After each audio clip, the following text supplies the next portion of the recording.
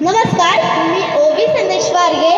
आज मी आपणास महिलांवर होणाऱ्या अत्याचाराबद्दल मी माझं मत मांडत आहे.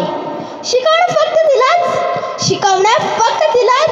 ती शिकली नव्हती तेव्हाही आणि आज शिकून मोठी झाली तरीही शिकवणं फक्त तिलाच.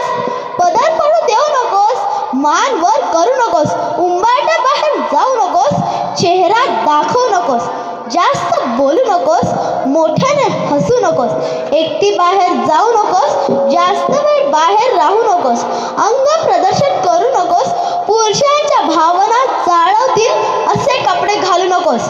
पण असे काय कपडे होते त्या ड्युटीवर असणाऱ्या अभयाचे? काय कपडे होते त्या गरोदर बिल्किस बानोचे?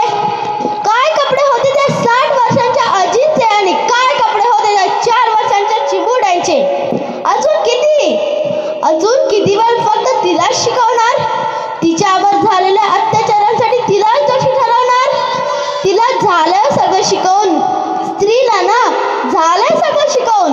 गुड टच झाला, बॅड टच झाला, karate, martial art, self defence झाला, चाकू, सुऱ्या, पेपर स्प्रे झाला. ती शिकली, सबळ झाली, सक्षम झाली.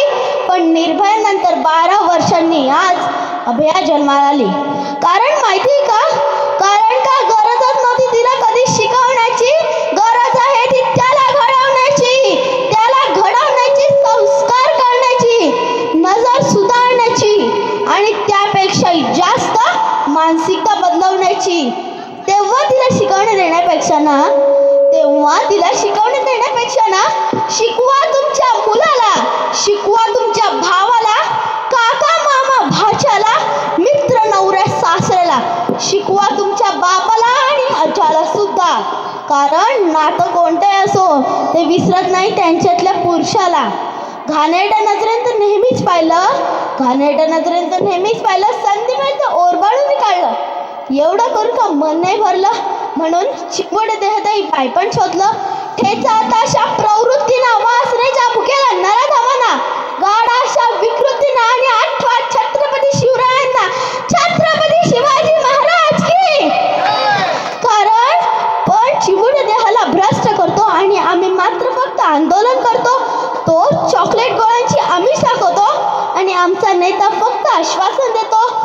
तो चारित्र्यशीलतेचे दहन करतो आणि आम्ही आमचा देश मात्र मेणबत्त्या जाळतो. आता ना नको कोणती आश्वासनं, ना नको कोणत्या योजना. लाडक्या बहिणीला सुरक्षा द्या एवढीच काय ती प्रार्थना. आणि लाडक्या भावाला धडे द्या, शिकवा थोड्या भावना. बाई म्हणून बघण्याआधी आई म्हणून बघा. पुरुष म्हणून जमत नसेल ना तर थोडं माणूस बनून बघा. धन्यवाद.